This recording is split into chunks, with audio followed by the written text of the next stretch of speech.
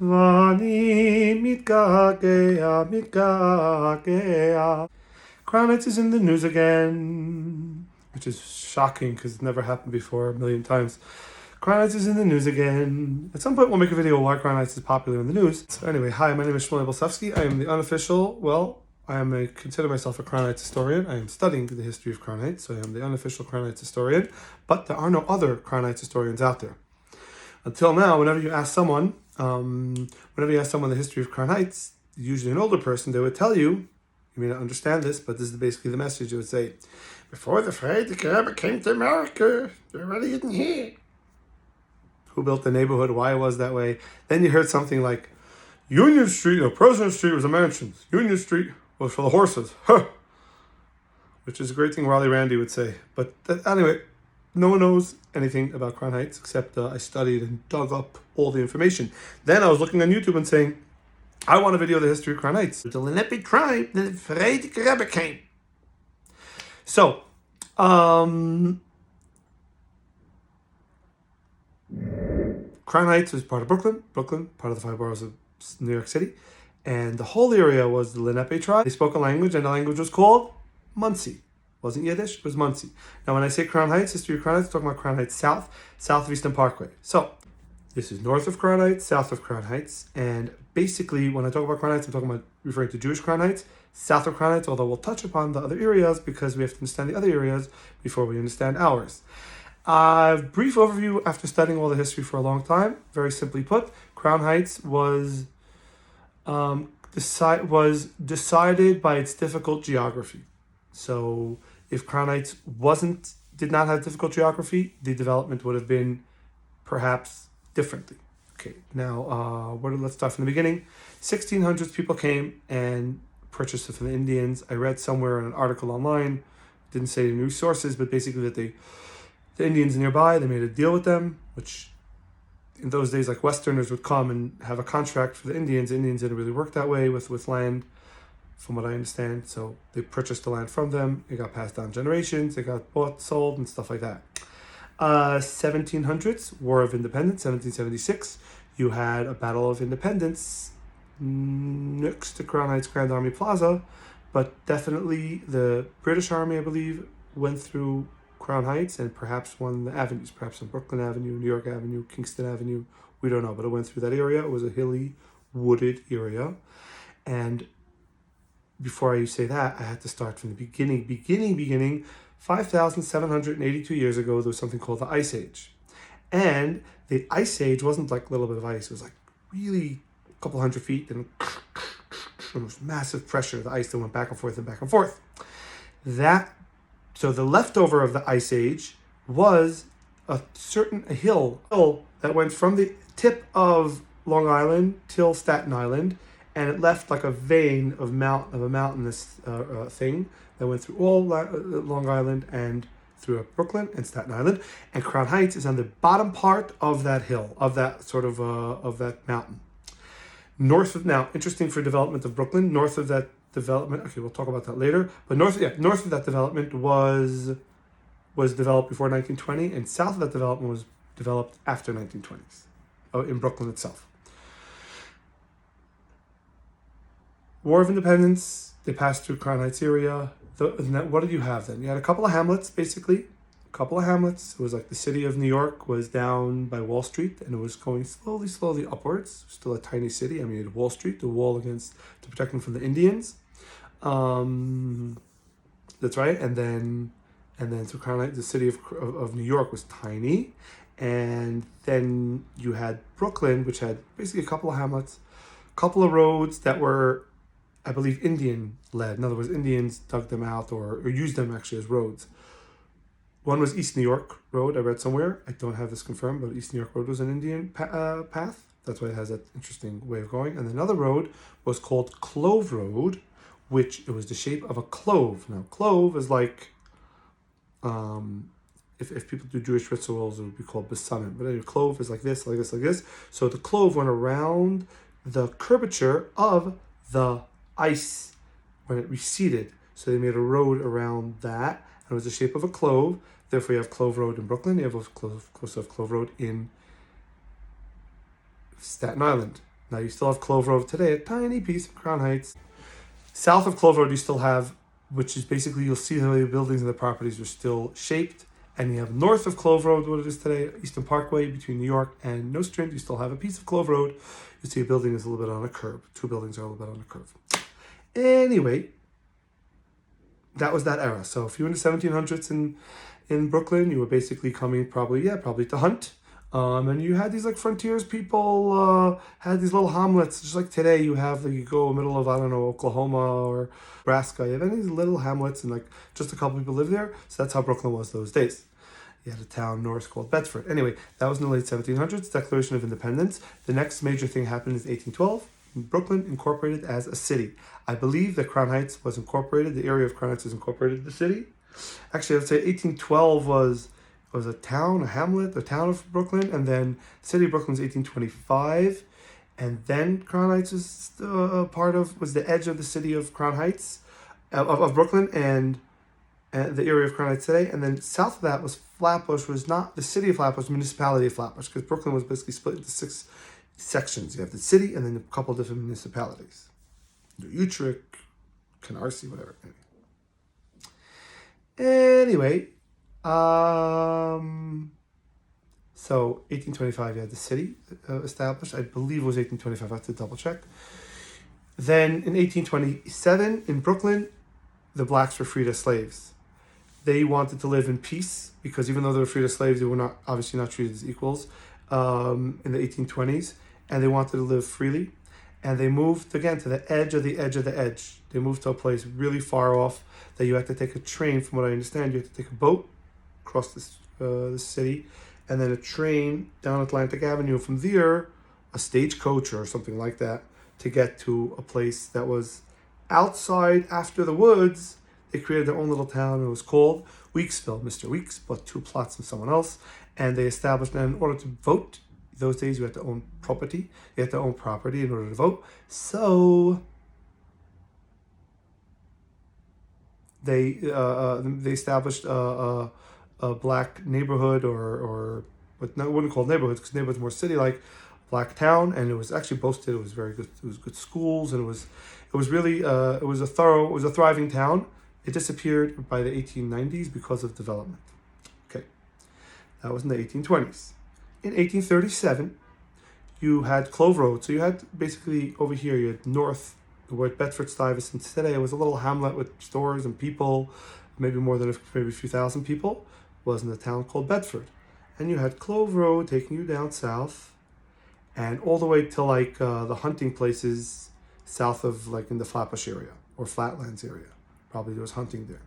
In Crown Heights itself, in those days, you had a lot of crows that used to be in that area, and you had a factory, I think, that had bones or something, that for some reason they called it that it was related to crows, or crows used to come to the factory. And of course the disparaging thing of calling African Americans crows, therefore the name got the name of Crow Hill. Okay, now 1837, a gentleman by the name of John Malbone, he made money in the 1812 war. He came without any money, and he wanted to impress his girlfriend, his wife, his girlfriend, and he wanted to make money. So he made money in 1812 by giving injections to the soldiers, and he was an entrepreneur. And then he bought land south of Bedford area along Clove Road. He bought a place. He opened up also an all-purpose community center, store, hotel, inn, whatever you call it. It became a community center. At times there was nefarious things going on. At times there were games going on. Maybe it was the same era, but different parts of the day or the night, obviously. And that place was called French's. And Mr. what's his name? Malbone, John Malbone. It's called Malboneville.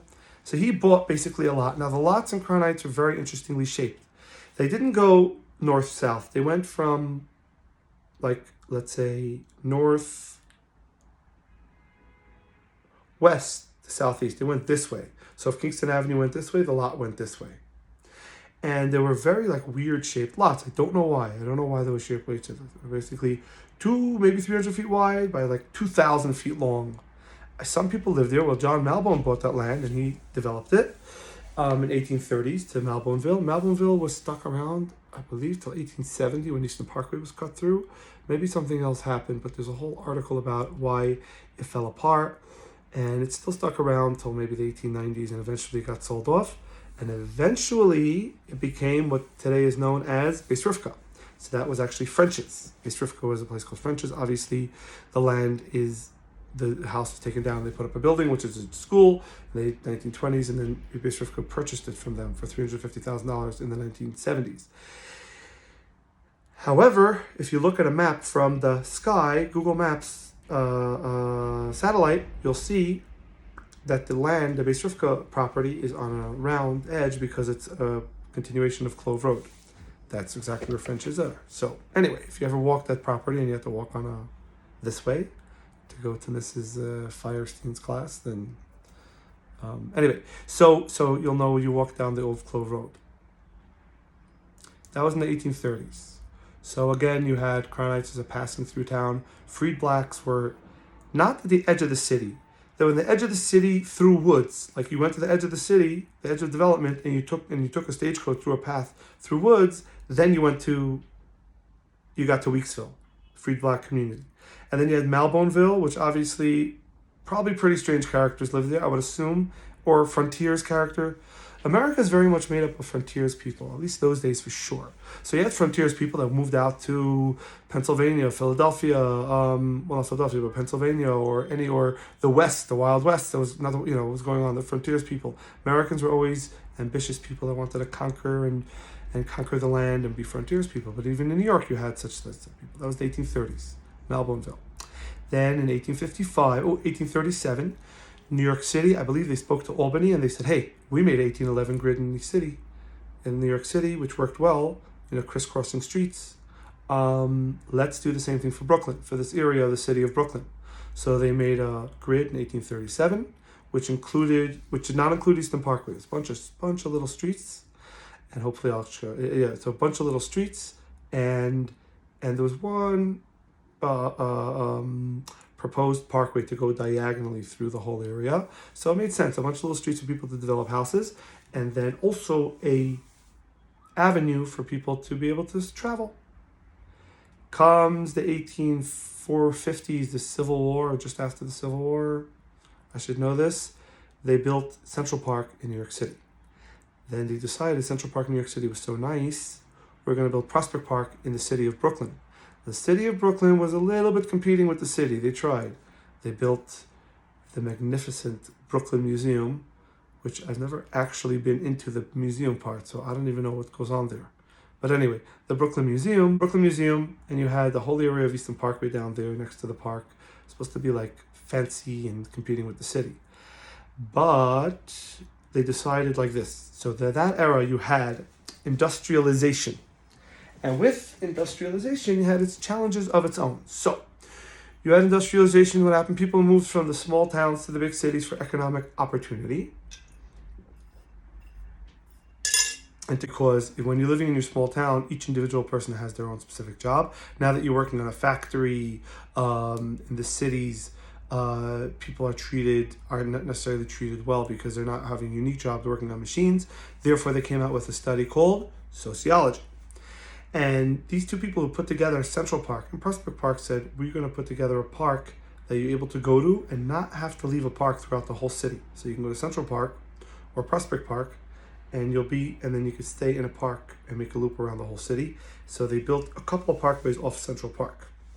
This was in the 1860s. And they said, okay, so we have Bay Parkway, that's a park, and now parkway. So basically it's a road that's surrounded by trees, so it's a park, and then you can go trotting down nicely with horses. That's what they wrote. Bay Parkways to the bay, Ocean Parkways to the ocean, and Eastern Parkways to the east, which is east of Brooklyn. And they were planning on connecting that with a bridge, park bridge, roadway, whatever, to the city, then to Central Park. Obviously, it didn't work out, but you still have Eastern Parkway. And that was in the 1870s, and he came with an idea like this. We're going to build a parkway with 30 feet of trees, mansions on both sides. The front of the mansions doesn't get deliveries, doesn't get just people show up to the mansion. The back is going to have two little streets in the back on either side of the parkway. And that is going to be for the deliveries, for maybe the help or whatever to come in. That's going to be, so right now, if we look at a map, it's Eastern Parkway, really big mansions. I mean, they're going to be quite big. And then Union Street and Lincoln Road are going to be alleyways towards the Eastern Parkway. And I believe alleyways towards, well, President Street and St. John's were supposed to be two avenues. Avenues, I understand, have more stores and stuff like that. So it's an interesting city plan to have a park and with mansions. First, it's a parkway. In the back of that are mansions, and the back of that are alleyways for those mansions. And the back of the alleyways for the mansions, you were going to have two avenues.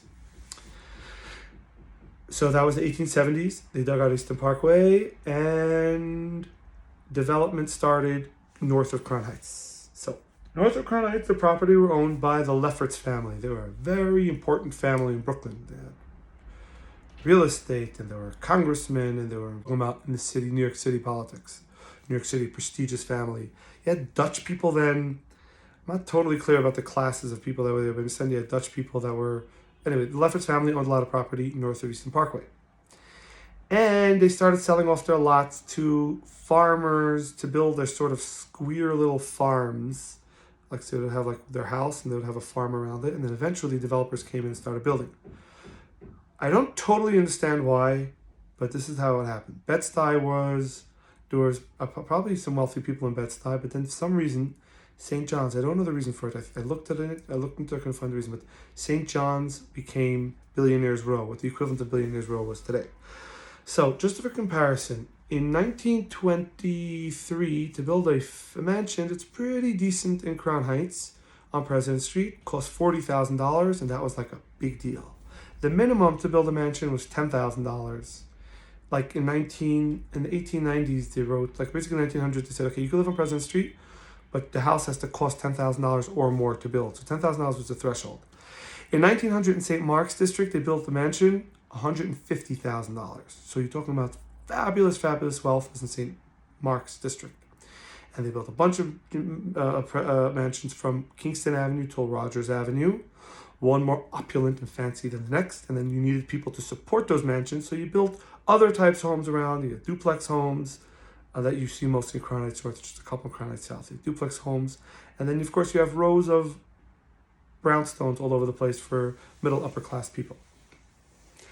That went on until 1900, and everything until 1900, Eastern Parkway got developed, everything until 1900. 1896 or 1896, a new company developed by the name of Frederick Rowe. Rowe. I still have to clarify where he came from, like sort of like, was he Dutch? Was he, because the Rowe name is French, but I still have to find out where he came from. How he, like, I really want to understand Frederick Rowe. I don't, and that's part of the holes in the history of Crown Heights. Like, what was he, why did he do this? What motivated him? Because he did come up with a beautiful plan. He said, okay, St. Mark's District is up north. We're going to create something Eastern Parkway south. And we're going to make a deal. Obviously, what they did, developers those days, they made some sort of deal with the government that, okay, they called it improvements. The government pays for the development pays for the road to be dug through, but they get the rights to develop, something like that. Or they get the permit, I'm not totally sure. But they came up with an idea like this. The place is called Crow Hill, and then still referred as Crow Hill, but they're not going to call it Crow Hill anymore because no one's going to want to buy a house in Crow Hill.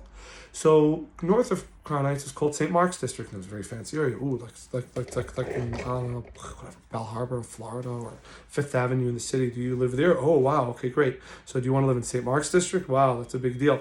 So that's what the developers in the north did. In the south, they came and they said, okay, we're going to name our place. We're going to go 7 blocks south of St. Mark's District to a very difficult terrain. Crown Heights is very difficult terrain. You can look at some of the pictures closer to Empire Boulevard, and it's like a mountain that goes straight up and down. They have to move a lot of dirt. Now, in the city, they had a budget for it. In the city, they moved mountains because there was a budget for it, because every time you moved the mountain, the property value went up. In the Crown Heights area, south of Eastern Parkway, you didn't have that. So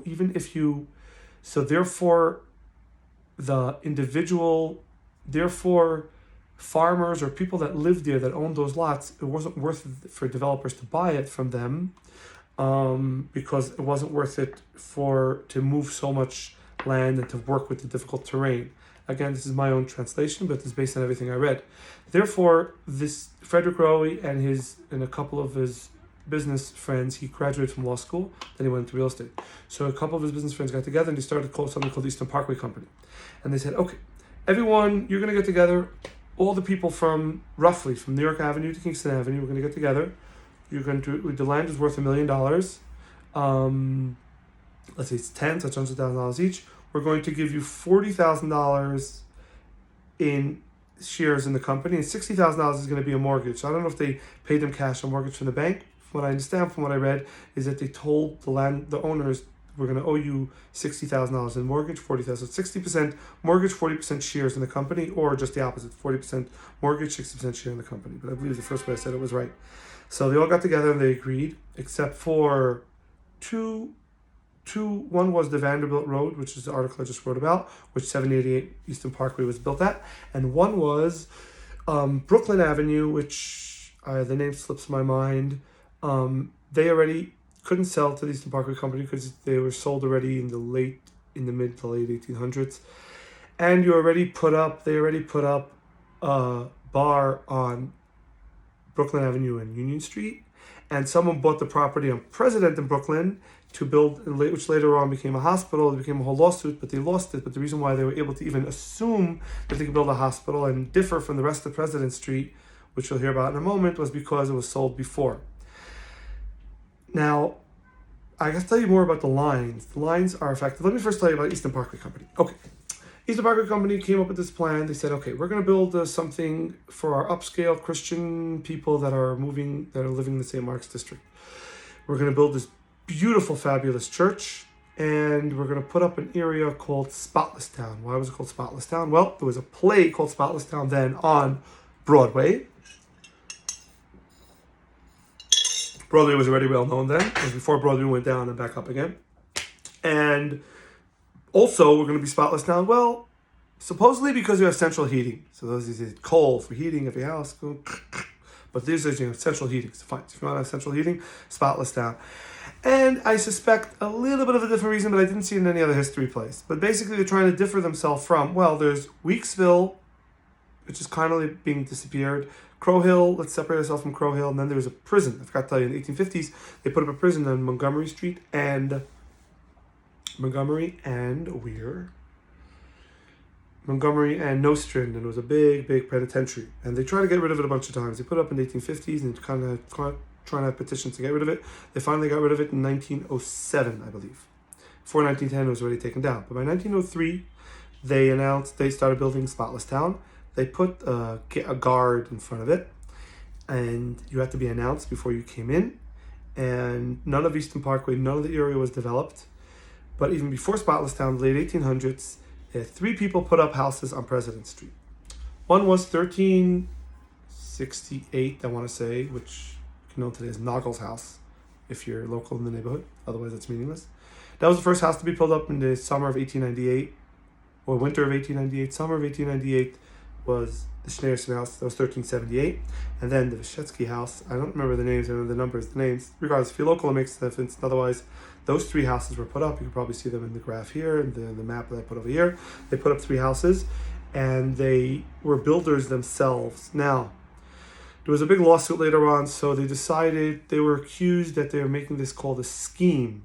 In other words, we're going to build the houses to show that we have 3 wealthy people building houses already, but that was the accusation. But from the Eastern Parkway Company's point of view, they said, listen, we're building a house to show you that we're putting up developments. Now, the rest of Crown Heights was very hilly with bad terrain. In 1901, there was a social club, a very, very, very fancy social club on Bedford and Dean, which later became a home which later became a German Jewish club, and afterwards it became, I think, an old age home, and then it became, let me put myself on silence, I don't get the stupid notifications, and then it became a yeshiva, Bedford and Dean Yeshiva. But in the 1900s, it was a very upscale place. A lot of people who lived in St. Mark's District belonged to this fancy club, social club. Now, today you have a WhatsApp group. Today you have a Facebook group. Today you have your church or your synagogue. Today you have your social club yourself. But those days there wasn't telephones like that. There were only telegrams It said the word stop 42 times in the middle. So in order to get together, the social club was the place. That's where you got together. That's where you fought things out. That's where you voted on things. That's where you worked things out. It was a social club. It wasn't immediate gratification like today. Very fancy social club. Now the social club had a golf course somewhere in Brooklyn, but they needed a new area because there wasn't room anymore because that whole place got developed. So they said they made some sort of deal with Eastern Parkway Company. We're going to lease this place for a social club, and Crown Heights became a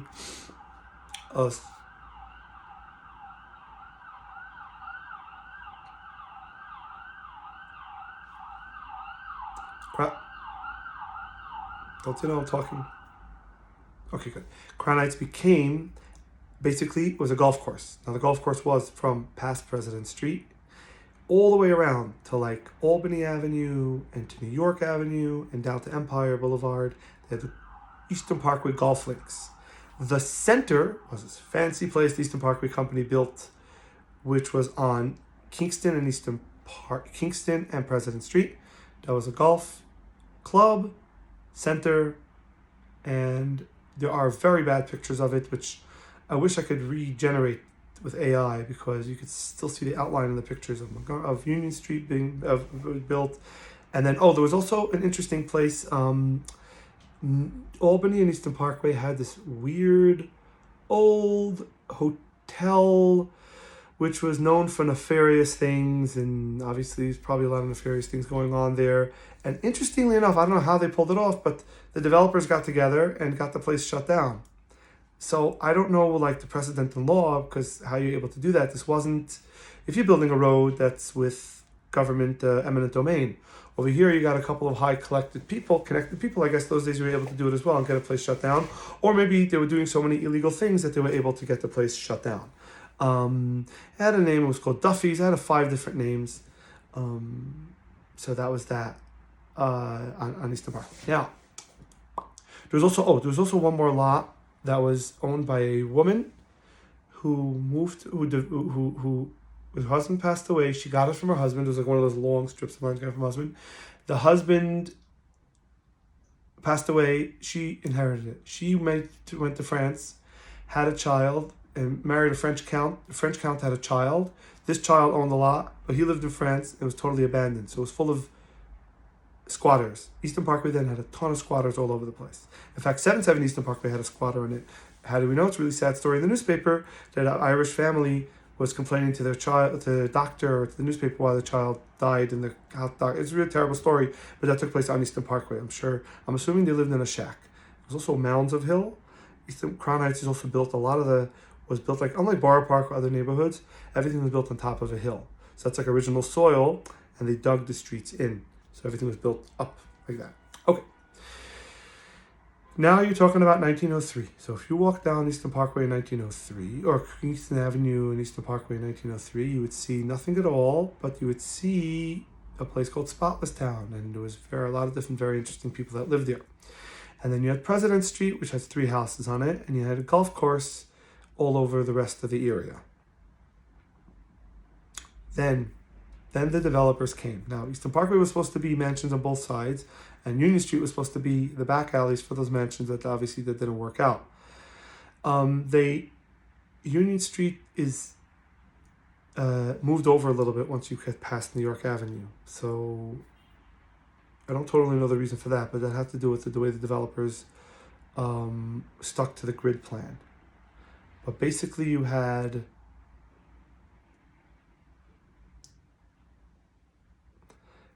a bunch of developers showed up. This is 1903, so already by 1908, 1909, development has happened already, and the streets were cut through. The avenues were cut through. The first avenue to cut through was Albany Avenue, and then other avenues followed suit. There was already development south. There's already street grids, I think, either laid out or cut out already south of Crown Heights. I believe the difficult terrain pushed it off a little bit. But you had